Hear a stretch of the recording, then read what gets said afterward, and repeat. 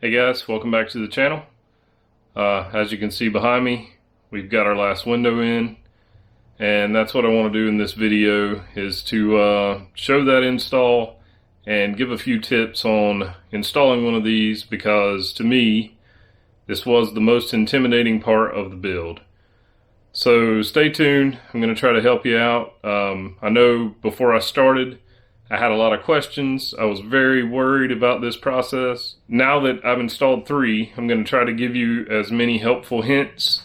I'm going to tell you what I had problems with on each window, and hopefully this will help you on your install. Stay tuned. Hope you enjoy. Don't forget to like and subscribe to the channel. And here we go.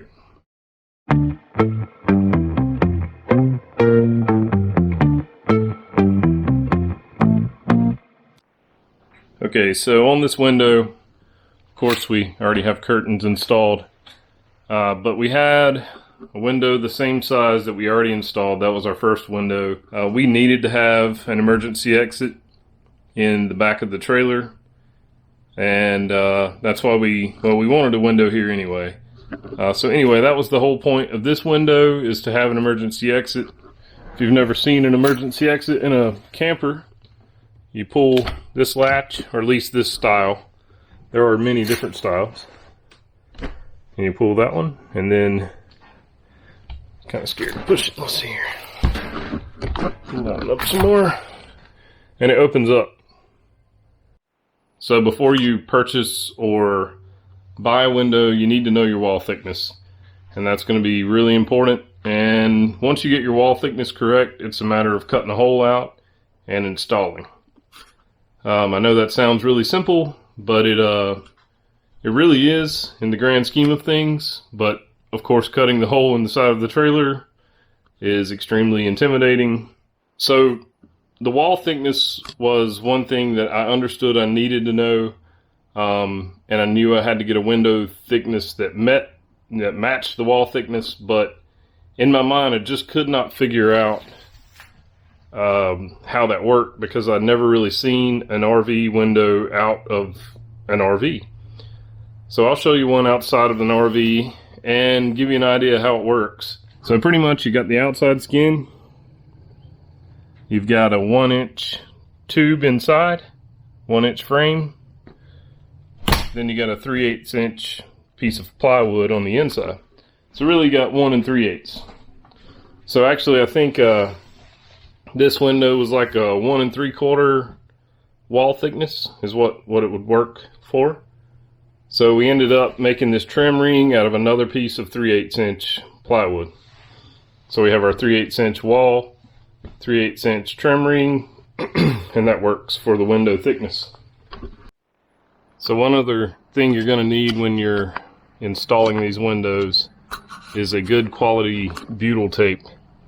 And you can barely see it on this one, but it's right here. It's just a really sticky tape that you put around the frame, and once you sandwich everything together, it pulls it down and it seals it off so it doesn't leak. Now, the window up front, we ordered this window from Amazon, but the front one we also ordered from Amazon, different seller. They sent this white colored butyl tape. If I could do it again, I would never ever use this stuff.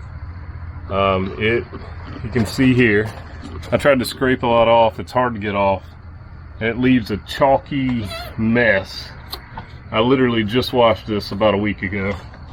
Every time it rains, it leaves a chalky residue.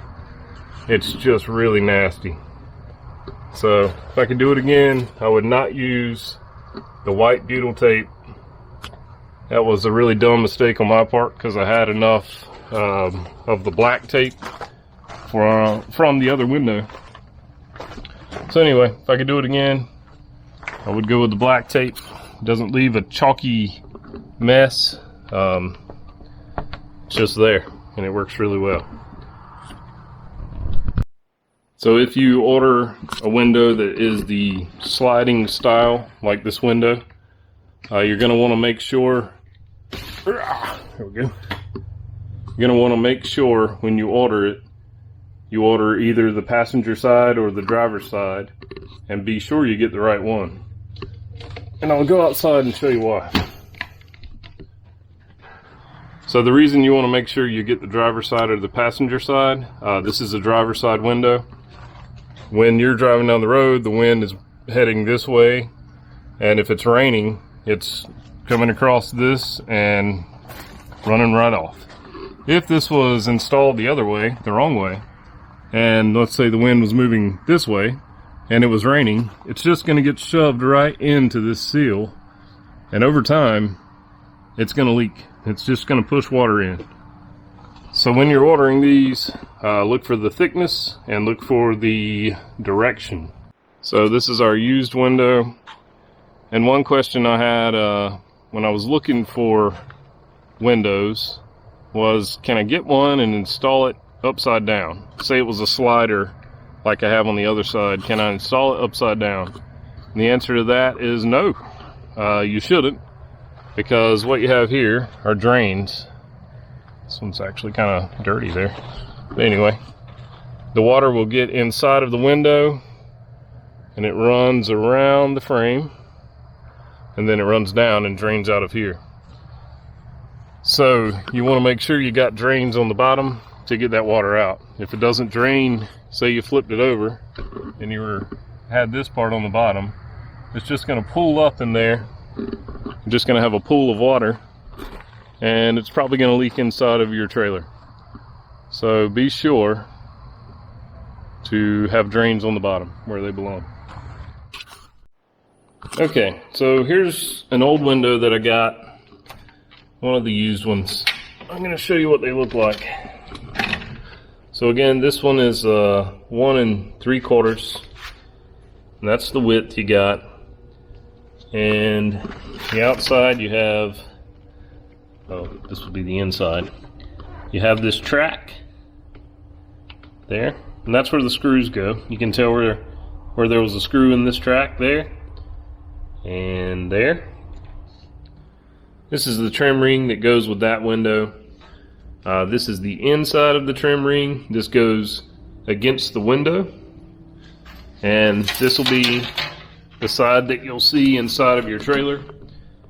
And of course, those are the screw holes for the self-tapping screws, and there are a ton of them, which is good. You want that, so it will pull the outer section tight into that butyl tape, and it'll seal the window up.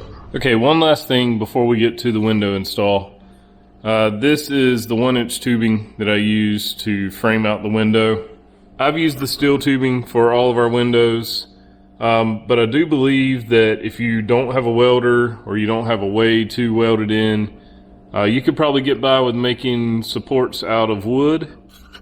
So I think just as long as you are framing your window out to add support, it's okay to use whatever you need to, as long as it's gonna hold up.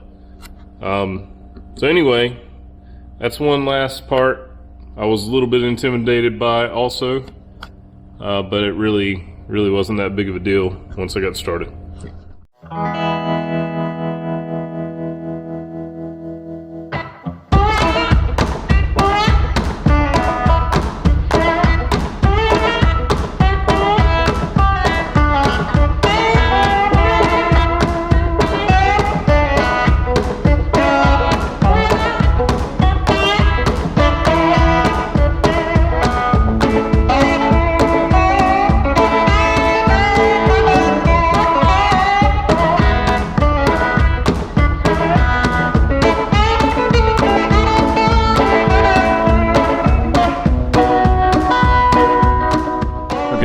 I got a hole cut.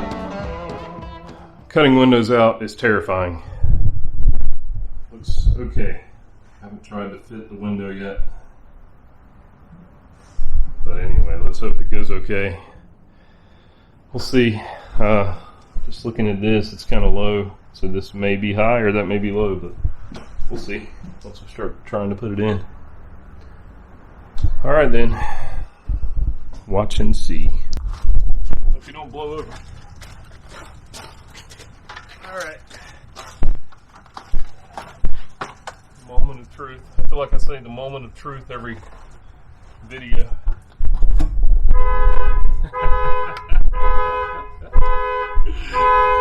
I love these keys, man.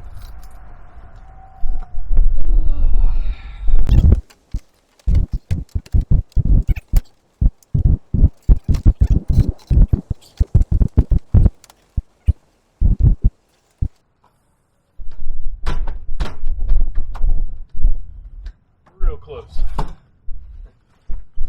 That thing's annoying.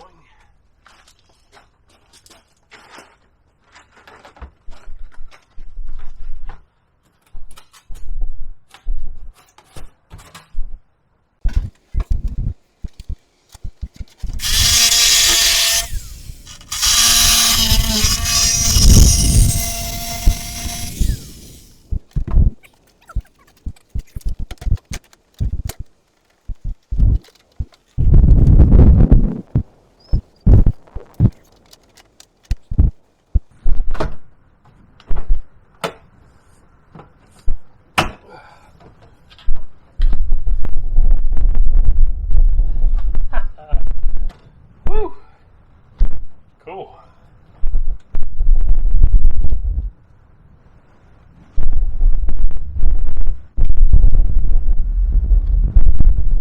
That's our second window. Third window. That's 3 windows. Yes. Last one. Thank God. All right. Okay, really quick before my battery dies. This trim ring, before you go put the window in, try the trim ring out and make sure it fits inside of the plywood or your wall, whatever material you're using. Mine doesn't quite fit in the corners. The last time I put one in, I didn't realize that before I put the window in, and I needed to trim all around here, so I had to do it with the little edge saw, whatever that thing is. But now, since the window's not in, I'm going to grab my Sawzall, whatever it is, jigsaw, and go around and try to open that up a little bit so the trim ring will fit in, and that'll allow it to pull the window tight and have a flush fit on the outside. Just a tip.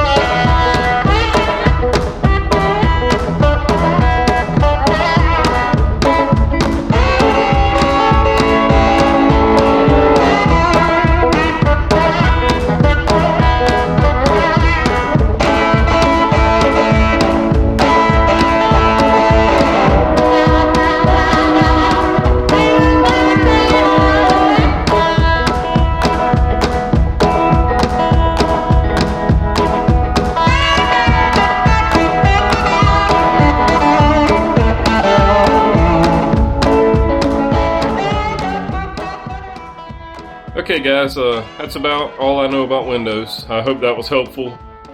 Please leave a comment below if you have any questions or you want to add anything to the video. Maybe you had an experience with putting Windows in that you want other folks to know about. So thanks for watching. Hope you enjoyed it, and we'll see you next time.